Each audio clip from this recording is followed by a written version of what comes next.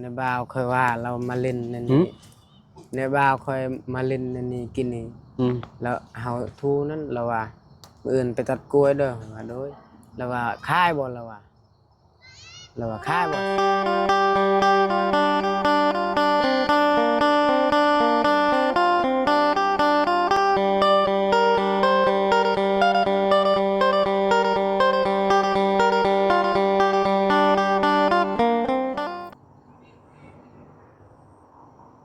อ้าวกราบสบายดีและสวัสดีเด้อพ่อแม่พี่น้อง FC เบิร์สสุขูสู่คนเนาะบ่ว่าสิอยู่ในและก็ต่างประเทศพี่น้องเนาะเปิดภาพมาพี่น้องเนาะยามค่ำๆอีกคือเก่าคือเดิมพี่น้องเนาะอยู่ที่เฮือนน้องอาเจืองพี่น้องเนาะตอนเช้าๆเขาเข้ามาทางสร้างเพิ่นก็แอมอยู่ฝั่งนั้นพี่น้องเนาะกลับมาอีกรอบนึงคือฝากนี่ก็แอมแล้วพี่น้องเนาะยังยังบ่ได้แล้วคักเนาะยังบ่ได้ปิดทวนพี่น้องเนาะโอ้ยังเหลือบ่หลายพี่น้องยังเหลือประมาณ2 5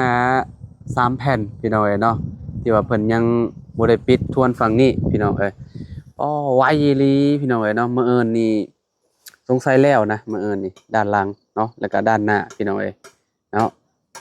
ไวๆยอมรับว่าเพิ่นเฮ็ดจวดจ้าดขนาดเลยเนาะขนาดว่าเฮ็ด2คนได้หาพี่น้อยเนาะมีน้องอาเจืองหั่นแหละเพิ่นจับซอยพี่น้อยเนาะซอยทางสร้างเพิ่นเนาะโอ้ถือว่าสุดยอดเลยเรือนหลังนี้งามพี่น้อยเนาะได้แบบได้สมส่วนอยู่พี่น้อยเนาะโอ้ยเนาะสุดยอดเลยเนาะเดี๋ยวขึ้นไปเบิ่งนำกันพี่น้องเดี๋ยวพูดเนาะเดี๋ยวไปหาน้องอาเจืองมันก่อนพี่น้องโดยพี่น้องเนาะมีหยังบาดนี่ต้มน้ำร้อนลวกมีบ่เรื่องใดเนาะพี่น้องต้มน้ำร้อนไปแช่ไปแช่ขวดนมบ่โดยเอาสุขสบายดีเด้อน้องเด้อ สบายดี ยามค่ำๆพี่น้องเนาะขออนุญาตเด้อเนาะมื้อนี้ซอยเวียกสร้างเบิดมื้อเนาะโดยพี่น้องเนาะแล้วด้านนี้พี่น้องด้านนี้แล้วก็ด้านนั้นยังบ่ได้ขึ้นฮอดอันนั้นยังบ่แล้วเนาะทวนยังบ่แล้วเนาะโดยปิดฝั่งนั้นพี่น้องเนาะมื้ออื่นน่าสิแล้วเนาะโดยกินข้าวแล้วบ่น้องยังโอ้มีหยังกินมีอาหารบ่จานซื้อมาให้ตอนเที่ยงเอาเพิ่มโดยขอบใจเด้อมีพี่น้องเนาะให้น้องอาเจียงลวกยามแรงพี่น้องเนาะพลักเป็นอะไรน่ะอยากนอนแรงบ่หรือว่าจังได๋เรานอนเลยบ่จ้ะพอพลักกินข้าวบ่โอ้พี่น้องเนาะโอ้ทางเคยละเนาะไปแล้วสบายดีเด้อโดยไปพ่อกันพี่น้องเนาะเอาเข้ามาอันเคยละเพิ่นก็ออกพี่น้องเนาะโดยหนาวเนาะมื้อนี้เนาะลมวุ่นๆเลยพี่น้องเอ้ยเนาะโดยพี่น้องเนาะไปย่างเบิ่งโดยเฮือนชาติมันก่อนโอ้อันนี้เฮ็ดเอาเองบ่นี่โดยหากะเฮ็ดกินนี่อันนี้เด้ไผเฮ็ดให้เฮ็ดเฮาเฮ็ดเองเจ้าเฮ็ดเองบ่เลยบ่โดยโอ้คักแล้วไว้นั่งกินอ่าต้มกุ้งต้มไก่พี่น้องเนาะไว้นั่งเฮ็ดเวลาเฮาเนาะเฮ็ดอยู่เฮ็ดกินหั่นน่ะพี่น้องเนาะโอ้ไม่ยังเหลือส่ำนี้เนาะโดยยังเหลือจักตับอันนี้1 2 3 4โอ้ยังเหลือหลายตับอยู่เนาะ1 2 3 4 5 6ประมาณ6ตับพี่น้องโดยยังเหลือแต่ด้านหน้านี่เนาะโดยด้านหน้าแล้วก็ด้านหลังยังบ่ได้แอมพี่น้องด้านหลังก็ยังด้านหลังเนาะขึ้นเบิ่งก่อนสิเทิงบ่พี่น้องโอ้ท่อคักปัญญังบาดนี้โดยโอ้งามเลยพี่น้องแอมไปแล้วสุดยอดเลยนี่เนาะโดยโอ้คักพี่น้องเจ้าก็เสร็จไปนำบ่โดยเฮาหากะเสร็จแล้วดีแล้วมันเปื้อนมันมีอีหยังเพราะว่าเวลาเฮาตัดแหละมันควันเด้โดยมันควันเลยเฮ็ดให้มันเปื้อนบัดนี้พี่น้องเนาะถ้าเฮาบ่เฮ็ดความสะอาดไปนำเพราะว่าเฮาบัดอนาเดบัดนี้บัดเฮาสิมาเฮ็ดตามหลังมันถัดบ่มีมาแล้วเนาะโดย เฮาเฮ็ดไปแล้วเฮาก็เอาน้ำซุปแล้วก็เสร็จไปน้ำพี่น้องเอ้ยเนาะดีแล้วเอาเจืองเพิ่นคิดพี่น้องเอ้ยเนาะแรกๆมันฝั่งนี้มันติดพี่น้องเอ้ยเนาะมันติดพวกอันนั้นนี่มันติดขาวๆเด้ หากระเซ็ตและตัวนี้หากระ อ ทูกแต่ว่าทูบ่หมดซ้ำแบบบ่มีหลักลาง อืม หาก็ขึ้นเอาใน แม่น บ้านประตู ยังเหลือมุมนี่เนาะน้อง โดย เอ่อเพิ่นยังบ่ได้ติดอันนี้พี่น้อย โดย ยังบ่ได้ติดเส้นเนาะถ้าติดเส้นแล้วก็สิแอมเบิดแล้วเนาะเตียงเนาะ โดย แอมแล้วก็ประตูเข้ามุมนั้นเนาะแล้วก็มุมห้องเจ้าอีกบัดนี้เนาะ โดย ห้องตกลงอยู่มุมใดน้อง มุมเช้าเลย มุมเสานี่บ่ โดยสร้างเพิ่นว่ามุงเช้านี่แหละเฮ็ดได้ แม่นกับมุมเสาพอดีเลย โดย นี่เนาะปึ๊บเอ่อเนาะกระทาเบิ่งพี่น้องเอ้ยนะสิเป็นจังไดบัดนี้แฮงเนาะตื่นเต้นขึ้นหลายกว่าเก่าแบบบัดนี้ โด เนาะ ย เห็นแอมขึ้นหลายแบบนี้แฮงคักพี่น้องเอ้ย โดย เนาะนับมือแล้ว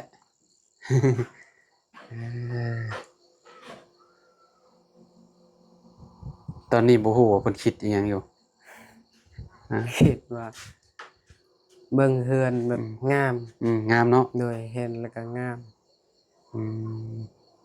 ที่ซอยเพิ่นคุมเมอร์นี่ก็พอเป็นอยู่บ่ โดย แต่ว่าอันเฮาเฮ็ดนั่นเฮ็ดนี่เฮาจับพวกอันอุปกรณ์เฮ็ดนี่เป็นพวกวงดอกวงเดือนพวกอิหยังสว่านพอได้อยู่บ่ โดยได้อยู่ อืม แต่ว่า พวก จั ตลับเม็ดนี่วาดเป็นอยู่บ่ตอนนี้ เม็ดก็เป็น เม็ด โดย ก็เป็นแล้ว โดยตะกี้เฮาบ่เคยยังบ่ ฮะ ยังบ่ฮู้ตะกี้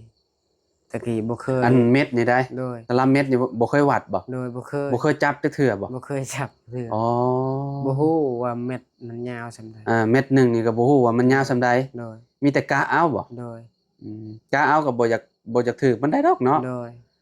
แต่ว่าเดี๋ยวนี้ฮู้หมดแล้วสร้างเห็นสร้างเฮ็ดแล้วเอาไว้ในใจ สมมุติว่าให้ไปเฮ็ดซอยสร้างซอยหยังนี่ไปเฮ็ดเวียกนี่ก็น่าสิได้อยู่ดอกเนาะ โดย เพราะว่าบ่มีไผเป็นมาแต่เกิดดอกพี่น้องเอ้ยเนาะ โดย เฮ็ดสร้างเฮ็ดหยังเป็นสร้างนี่นะเราก็ต้องคอยเก็บเกี่ยวประสบการณ์ไปนํเนาะ โดย คือ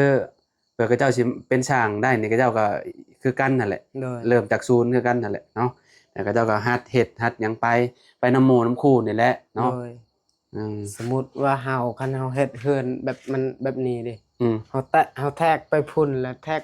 เอาไปพุ่นแล้วแทกไปนี้ อืม มันก็บ่ซึ่งกันสร้างมันเฮ็ดมันต่างกัน อืม สร้างมันแทกแบบแทกลงแล้ว อืม แทกลงแล้วแทกความยาวแล้วแทกชื่อแปลนตัวนี้บัดเฮาเฮ็ดแล้วแทก อืม เฮาก็ฮู้แล้ว เวลาต่อนี่บ่เรื่องแนวใด บ่แม่นเวลาเฮาตัดไม้พัสระ อืม ให้มัน ให้มันเป็นเฉียวๆบ่เรื่องแนวใด ให้มันเป็นเสียวๆ ให้มันเป็นเสียงค่ะบ่ โดย อืม แต่เดี๋ยวนี้ฮู้แล้วลาวเฮ็ดสร้างเฮ็ด เฮาบ่เป็นช่างเฮาก็เบิ่งเฮาก็งงคือกัน โดย เวลาเขาเจ้าสิเอาประกบกันเวลาเสียงหั่นน่ะ โดย เฮาก็งงแหละพี่น้องเอ้ยเนาะอืมยังเหลืออยู่นี่เนาะยังเหลืออยู่มุมนี้ที่ว่าเพิ่นยังบ่ได้ปิดพี่น้องนี่เฮือนน้องเจืองนี่เนาะมื้อนี่แล้วนี่ฝั่งนี้ก็แล้วพี่น้อง โด เนาะ ย ปิดเรียบร้อย โดย เนาะมื้ออื่นนี่ถือว่าจบเลยงานนี่ทางหลังนี่มื้อนี้เพิ่นเลิกเวียกจักโมงเด้เนาะ ก็ค่ำๆเนี่ยเราเลย ค่ำบ่ โดย เออ เพื่อสิเฮ็ดให้เราใส่ยังซองแผ่น อืมพอดีมันค่ำก่อนเนาะ โดย เจ้าก็เลยเลิกพี่น้องตอนนี้หาแล้วแต่เช้าพูดแม่นบ่ โดยเรา แล้วแต่ตอนจักโมง แล้วประมาณ 11:00 น ตอนข่อยมาหาพี่น้องตอนข่อยมาหาก่อหาก็ได้ขึ้นซำนี้นี่หาขึ้นได้ซำนี้เนาะนี่มายามแรงก็คือแบบแล้วเนาะ โดย ประตูนี่สิเอาอยู่มุมนั่นเนาะประตูทางเข้าเนาะ ประตูเข้าห้องนะ อืม มุงนี้แหละมุงนี้ ก็คือเฮ็ดอยู่หม่องนี้เนาะ โดย กั้นอยู่หม่องนี้แล้วก็ย่างเข้ามาแล้วก็หม่องนี้เป็นโล่งๆแม่นบ่ โดย อันนี้เป็นระเบียงบ่ แม่นเป็นระเบียง หม่องนี้เป็นระเบียงพี่น้องเอ้ยเนาะ นี่เป็นระเบียงมองหันกับระเบียงโดย เนาะแล้วย่างเข้ามาปุ๊บมองนี้ก็เป็นแบบนั่งลิ้นซะเนาะ โดย แล้วก็มาแล้วก็จะเป็นห้องนอนเจ้าเข้าไปนอนพี่แม่นบ่ โดย เข้าไปนี่เลยพี่น้อง โดย อืม คิดว่าในใจค่อยให้อยากให้สร้างเฮ็ดก็ หึ อยากให้เฮ็ดบ่นี่ก็อยากใส่ลูกติ้งมัน หึ แบบให้มันมีทางน้อยหนึงซำนี้ครับเนี่ยนี่ แบบให้ปิดได้บ่ บ่แม่นแบบให้ทางมันทางคือ โอ้โห เป็นปองน้อย เป็นปองน้อยเดียว โดย มันบ่งาม บ่งามว่ะ บ่งาม โดย เพราะว่ามันสิจ่อเด้ โดย อันนี้มันถึกแล้ว เจ้าเข้ามาอันนี้เป็นลูกติงนี่ โดย อันนี้เป็นบันได โดย อันนี้มันเป็นทางเข้าอยู่แล้วทางเข้าย่างขึ้นเด้ โดยทางนี้ก็ลูก เข้าไปมันก็โล่งๆมันก็โล่งเบิดแหละ โดย อันนี้ลูกเจ้าก็บ่ตกดอก โดย มีแต่เจ้าเฮ็ดนี่หม่องปิดหม่องนี้ โดยเฮ็ดหมกเป็ด แม่นเฮ็ดปิดประตูและปิดเปิดเนาะเวลากันโน่นกันนี่ขึ้นมาหั่นแหละพี่น้องเอ้ยกันอิหยังก็แล้วแต่เนาะ มายัง ม้านี่คือสิโอ้ถ้าขึ้นก็ถือว่าเก่งและม้าเจ้าเองหั่นแหละ โดย เจ้าเลี้ยงม้าคนอื่นคือสิบ่ขึ้นมาดอก โดย บ่สูง ประมาณจักคันพุ่น จักคัน บันได 9พุ่นแหละอ้ายว่า เก่าบ่ 1 2 3 4 5 6ประมาณ9บ่9ก็ประมาณ7มันบ่ได้ให้คู่ได้เฮ็ดบันได โดย เจ้าบ่ได้ให้คู่กันเด้ขีกอยู่คู่นี้ก็เจ้าว่า โดย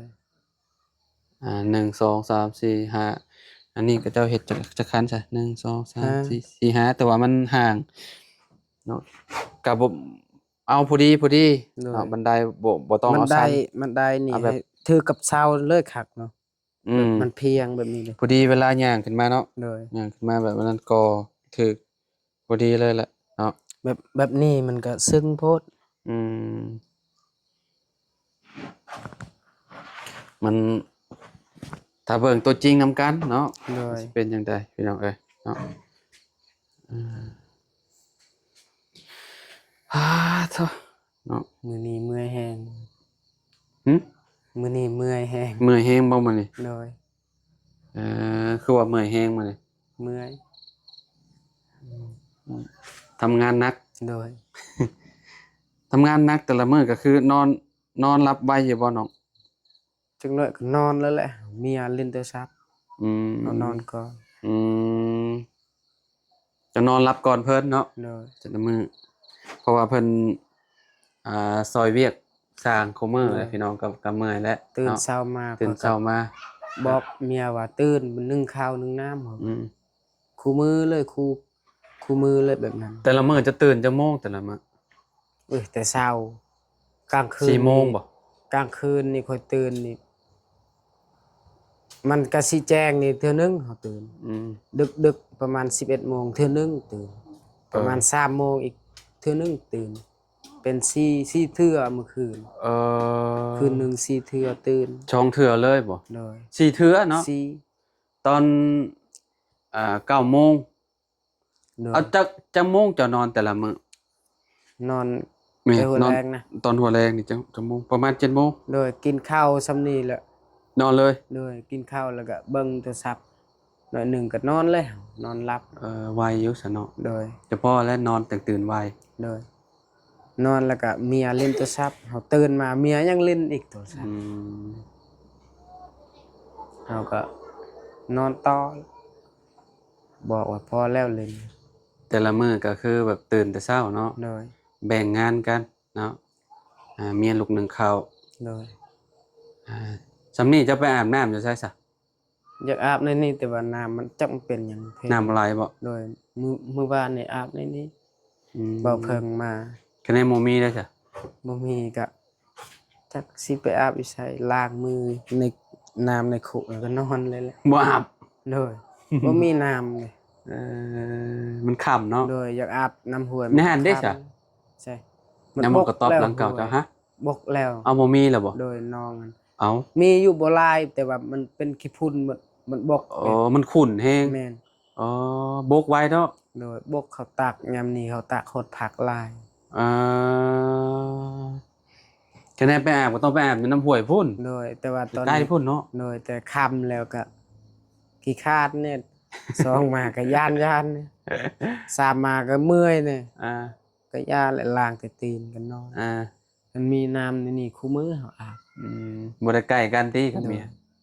นอนไผนอนลาวหรือว่า นอนไฟนอนมัน ลูกอยู่กลาง เออ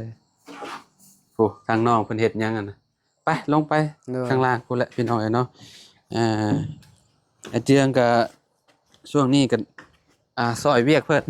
หนักพอสมควรอยู่เนาะคุมมื้อพี่น้องเอ้ยเนาะนี่แหละเฮือนเฮาใกล้สิเสร็จสมบูรณ์แหละสบายแหละเนาะโอ้เป็นหยังอันนี้น้องปิ้งหยังอันนี้ อาหารเบาเพิ่งให้ตัวนี้ปิ้งไก่อันนั้นคาไก่แต่มื้อนั้นแหละนี่ บ่ยังบ่กินยังบ่เบิดอยู่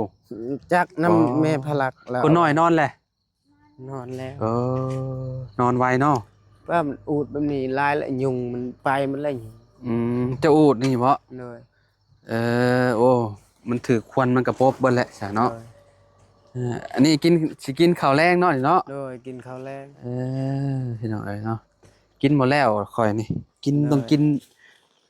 แนวร้อนๆน้ำโรคหมอกโรคหมีไปทางสารแล้วข่อย เลยเฮายังเดี๋ยวสร้างเมื่อเฮาก็เอาน้ำเอาหยังเสร็จถูไม้แล้วก็เก็บไม้เก็บตอกตะปูตะปอกแล้วก็หักซาดขี้เหงื่อแล้วก็ทอกใส่คุมแล้วก็จูด ดีแล้ว เลย เนาะสามสะอาด เฮาหักซาดตลอดเลยบ่มีเลยถงขนมขนอก จูดถิ่มไปเลย โดย สร้างเมื่อเราก็ล่างพี่น้องนี่แหละเสร็จเนาะเสร็จให้มันสะอาดตัวที่ว่ามันขาว โดย ๆเพื่อว่าเจ้าเฮ็ดแล้วมันก็บ่มีอันนั้นได้บัดนี้เนาะ โดย ก็บ่มีอันแนวงอยแนวหยังหั่นแหละพี่น้องมันก็เสร็จบ่ได้เฮาเสร็จมันก็สะอาดแหละเนาะรถยางเนาะมันก็บ่เปื้อนพี่น้องเอ้ยก็เบิ่งก็มันก็งามในหูในตา โด พี่น้อง ย เอ้ย ในบ่าวเคยว่าเรามาเล่นนั่น หื นี่ ม ในบ่าวเคยมาเล่นนั่นนี่กินนี่ อืม แล้วเฮาทูนั้นเราว่ามื้ออื่นไปตัดกล้วยเด้อว่าโดยเราว่าขายบ่เราว่าขายบ่50 ล้านเราว่า ทายหยัง โอ้ยเราว่าเรายอกสิ อ๋อบ่จ่อเคลื่อนเจ้านี่ โดย อืม โอ้ยเขาว่า10ละ50 ล้านไปซัง อืม 1ตื้อค่อยบ่อยากเขา อื ว่าม ค่อยแบบหักษาแบบหักแพง อืม ตื้อหนึงก็บ่อยากขาย โอ้ขายบ่ได้ดอก โดยเป็นมูล มูลของอ่า โดย น้องภารักษ์ โดย ผู้ใหญ่ใจดีเพิ่นมอบให้เลยเนาะมีแต่รักษา อันนี้ก็ เอาไว้ดีๆแหละเนาะพี่น้องเอ้ยเนาะเฮ็ดแนวใดเนาะเพื่อเฮาสิหาได้นี่ก็บ่แม่นว่าสิเรื่องง่ายเนาะ โดย คือเจ้าเว้าไว้หั่นแหละว่า โดย หาจนเฒ่าก็บ่ได้เฮือน โดยแม่น อืมอันนี้ก็เป็นบุญคือว่าแหละบุญของไผของลาวพี่น้องเนาะบุญของน้องภารักษ์บุญของน้องเจืองบุญของน้องหั่งพี่น้องเนาะที่ว่าผู้ใหญ่เพิ่นช่วยๆเข้ามานี่ก็ได้เนาะ โดย เป็นจังได๋ซะหลานเจ้าฝากนั่นมาลิ้นนำอยู่บ่ โดยมาเล่น มื้อนี้มาบ่ เมื่อวานนี่ก็ไปเล่น